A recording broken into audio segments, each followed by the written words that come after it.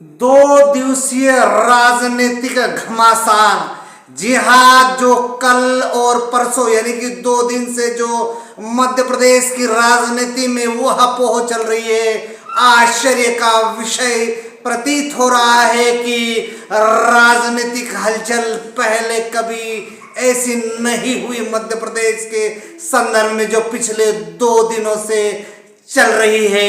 इन्हीं विषय पर चर्चा करने के लिए आया है मुखनायक। अभिवादन स्वीकार कीजिए बालकृष्ण बाविस्कर का। आज बात करना चाहते हैं कि आखिर मध्य प्रदेश की राजनीति में ये भूचाल क्यों आया।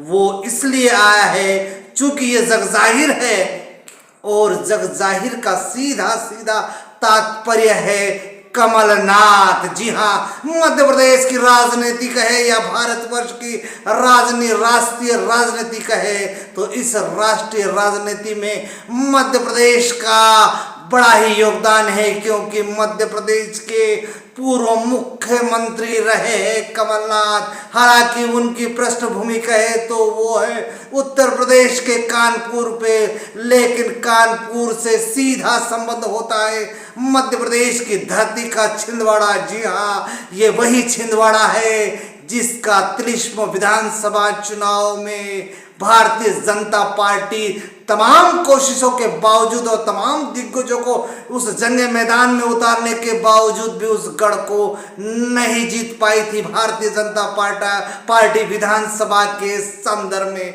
तो आखिर ये परिस्थितियां क्या बदल गई कि कमलनाथ है और कमल की ओर क्यों जा रहे थे, कि ऐसी क्या परिस्थितियां बनी। हालांकि ये स्पष्ट अभी तक नहीं हुआ, ये जाहिर नहीं हुआ है कि कमलनाथ के सामने ऐसी कौन सी परिस्थितियां बनी थी। क्या कोई ईडी का दबाव था या फिर राजनीतिक बड़ी महत्वाकांक्षा थी और उनकी सीनियरिटी पर शायद और कोई प्रश्न चिन्ह लगाता हो या उनके परे कोई जाने का प्रयास करता है। ऐसी तमाम परिस्थितियां हो सकती है और राजनीतिक विश्लेषकों की माने तो किसी भी परिस्थितियों से इनकार नहीं किया जा सकता है। जहां तक वर्तमान परिप्रेक्ष्य के संदर्भ में बात करें तो जो विभिन्न पार्टियां हैं, जो विभिन्न दल है, उनमें कहीं न कहीं भगदड़ मची हुई है भारतीय जनता पार्टी का दामन थामने के लिए, और उसी ओहापोह का एक और मामला जुड़ जाता है कमलनाथ जी से। जी हाँ, और कमलनाथ जी के संदर्भ में यदि दिग्विजय सिंह की उस टिप्पणी पर आप दृष्टिकोण डालेंगे तो ये हमारे सामने आता है कि यदि दिग्विजय सिंह के बाद शब्दों में कहे तो कहीं न कहीं ईडी का प्रभाव या कहीं न कहीं तमाम जो राष्ट्रीय एजेंसियां हैं, जो जांच एजेंसियां हैं, वो शायद दबाव डाल सकती है। और दूसरी ओर कमलनाथ, जी हाँ, कमलनाथ ऐसे शख्सियत है जो 9 बार सांसद रहे, उसके साथ साथ वे राष्ट्रीय राजनीति में सीधा सीधा उनका हस्तक्षेप रहा है। और ये कहा जाता है कि कमलनाथ जी जो है वो गांधी परिवार के सबसे विश्वसनीय है, और इसमें भी कोई अतिशयोक्ति नहीं है कि कमलनाथ जी को गांधी परिवार यानी कि इंदिरा गांधी के तृतीय पुत्र के नाम से भी जाना जाता था।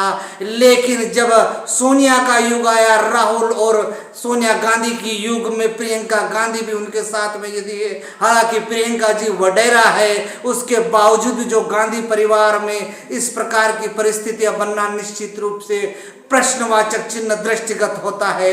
और अब हम बात करते हैं कि पिछले 2 दिनों से इतना बड़ा महासंग्राम क्या उछिड़ गया था, क्यों भगदड़ मच गई थी, क्यों राजनीतिक विश्लेषकों के अलग अलग बयान आ रहे थे, और क्यों विश्वसनीय सूत्रों से भी तमाम अटकलें ये लगाई जा रही थी कि कुछ ही समय में कमलनाथ जी कमल के हो जाएंगे, यानी कि भारतीय जनता पार्टी में शामिल हो जाएगा। और उसके संदर्भ में तमाम न्यूज एजेंसियां, तमाम राजनीतिक विश्लेषक और तमाम दिग्गज ये दावा करने लगे थे कि कुछ ही क्षणों के पश्चात कमलनाथ भारतीय जनता पार्टी में शामिल हो जाएंगे।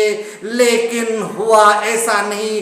इस सारी फिल्म का पटाक्षेप उस समय लगा जब उसमें राहुल गांधी की एंट्री हुई। यदि कांग्रेस के और कद्दा और बड़े नेता जो कमलनाथ के सबसे नजदीक में माने जाते हैं, उस नेता का भी बयान जब सामने आया, जी हाँ, वो नेता है सज्जन सिंह वर्मा। बड़ा चेहरा है और अनुसूचित जाति से है, और वे जब कांग्रेस पार्टी मध्य प्रदेश में रहे थे उसके मंत्री भी रहे, तो सज्जन सिंह वर्मा ने उसमें तब विराम लगा दिया कि कमलनाथ कहीं नहीं जाएंगे। हालांकि उस बयान को भी नजरअंदाज नहीं किया जा सकता है। जो भारतीय जनता पार्टी का बड़ा चेहरा जिनके बारे में अक्सर कहा जाता है, डॉक्टर मोहन यादव का भी बयान सामने आया था कि यदि भारतीय जनता पार्टी को जिस क्षेत्र से जीतना है तो कैलाश विजयवर्गीय हमारे लिए संकट मोचन है और निश्चित रूप से जीत होती है। तो उनके जो बयान आए, जी हाँ, जब बयान आए कैलाश विजयवर्गीय के, तो उसमें और ऊहापोह की स्थिति बन गई, आश्चर्य की स्थिति बन गई। यदि उन्हीं के संदर्भ में, उन्हीं के शब्दों में कहा जाए तो कमलनाथ मध्य प्रदेश के, हम मध्य प्रदेश में उन्हें शामिल नहीं कर सकते, चाहे केंद्रीय नेतृत्व कुछ भी निर्णय ले, ऐसे भी बयान दृष्टिगत हुए। लेकिन 2 दिनों में उनके हेलीकॉप्टर का दिल्ली की ओर कूच करना और उनके दिल्ली के आवास पर श्री राम का ध्वज हट जाना, फिर से लग जाना, ऐसे तमाम कयास मध्य प्रदेश के संदर्भ में लगे थे और राजनीतिक में गर्माहट हो रही थी कि आखिर कमलनाथ जी कहीं भारतीय जनता पार्टी का दामन तो नहीं थामेंगे। उसी बीच एक और खबर मुख्य नायक के सूत्रों से प्राप्त हुई कि कमलनाथ शायद बड़ा फैसला ले सकते हैं और वो कमलनाथ जी संन्यास ले सकते हैं और उनके सुपुत्र जो सांसद है नकुलनाथ और उनकी जो पुत्र वधु है वो भारतीय जनता पार्टी में शामिल हो सकती है। लेकिन आज इस पर विराम लग गया। कमल के नहीं हुए, कमल कांग्रेस के ही नात रहे। नमस्कार।